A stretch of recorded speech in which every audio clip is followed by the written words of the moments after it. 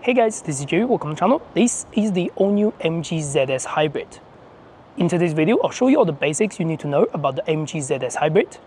And this will be the start of another series of videos that I'll go through all the features you need to know about the all-new MG ZS. Don't forget, you can check the link down in the description to go through all the tutorials on the all-new MG ZS Hybrid. If you wish to skip ahead in any part of the video, feel free to use the timestamps on YouTube. No one pays me or sponsors me to do any of these tutorial videos, so the best way to support this channel is to subscribe and like down below. Now, let's get started.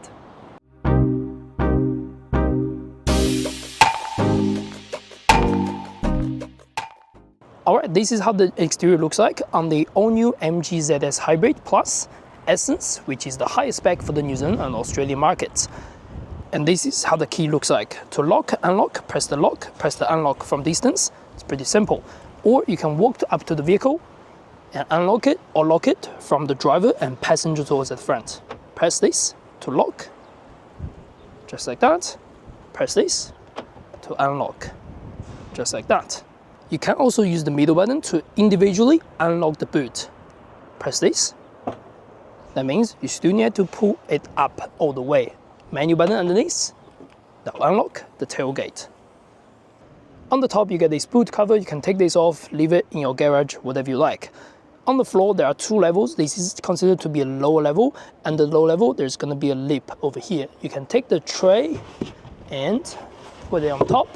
It'll be nice and flat, just like that. Underneath the floor, you are going to find a small storage space over here, triangle for your emergency kit, and then tire mobility kit just underneath. In the center, you can find your 12-volt battery. That's where you want to jumpstart the vehicle. The tailgate is manual closing. Push it all the way, just like that. Now on the second row, you can find your door handles, window control, pockets over here, USB-A charging, and two air vents over there. If you do wish to drop the seats, the pull is just on the side. Pull it all the way down.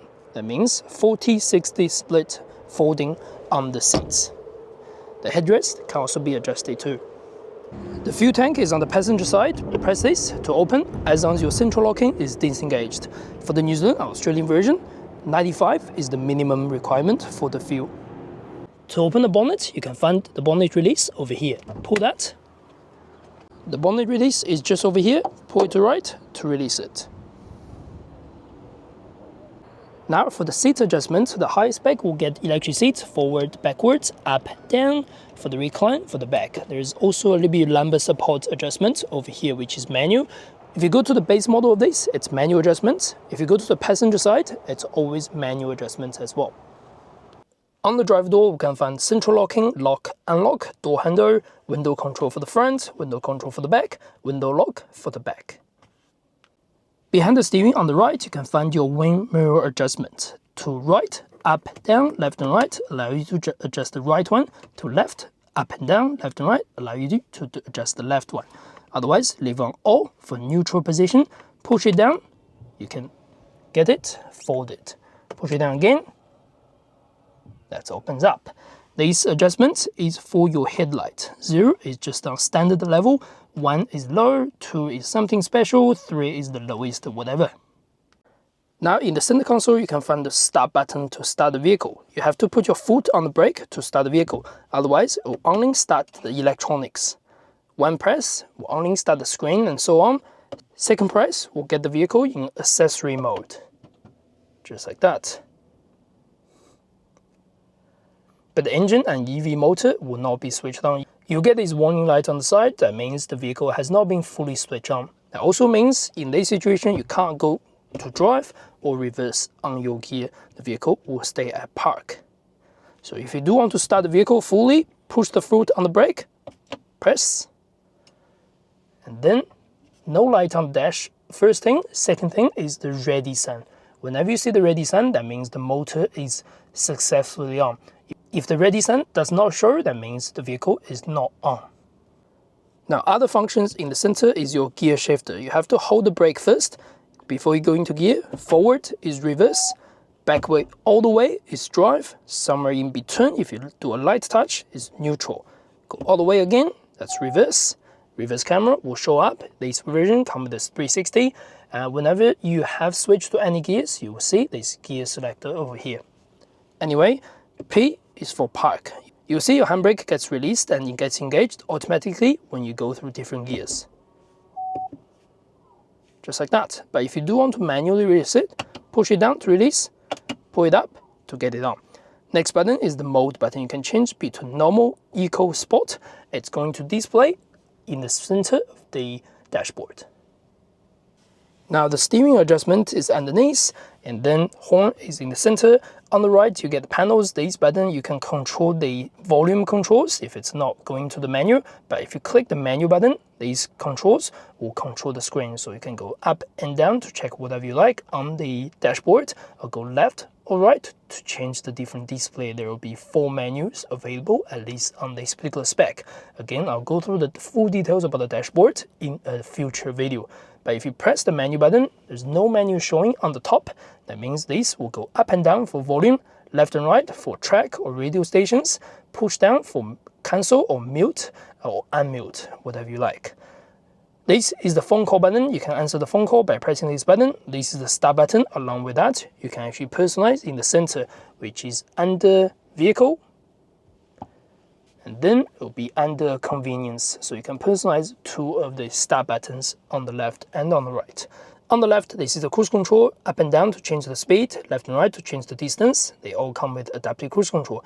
Again, another video will fully explain all these functions for you.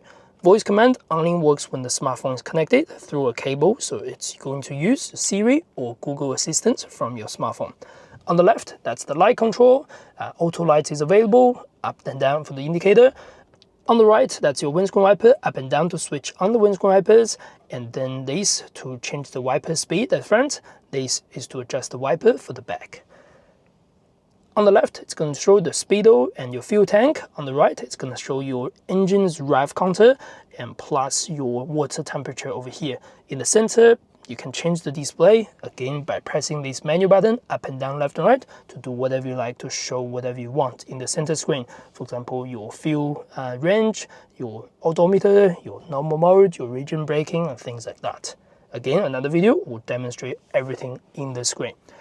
If we move into the center, you can find all these direct buttons underneath for your aircon, front windscreen, rear windscreen, hazard light, home icon, and also the volume control. The screen is very easy to use, so you get quick direct buttons on the right to go into different menus. Otherwise, you do have a small drop-down menu to quickly switch on and switch off many of these features. Along with that, the first screen will show you App Connect, which you can connect your iPhones, Android phones. It's going through underneath the USB cable, which is the one on the left. Climate control, you can use the climate control to go through whatever you like, to change whatever you want. Radio stations, that will show you music. You can also go left and right to change different music source. Navigation is available on the higher spec. That means you can use the GPS to search anything over here. Swipe the screen or go to the secondary menu. In the secondary menu, you can find the same thing, climate, radio, music, USB video. Again, you can play it through USB storage.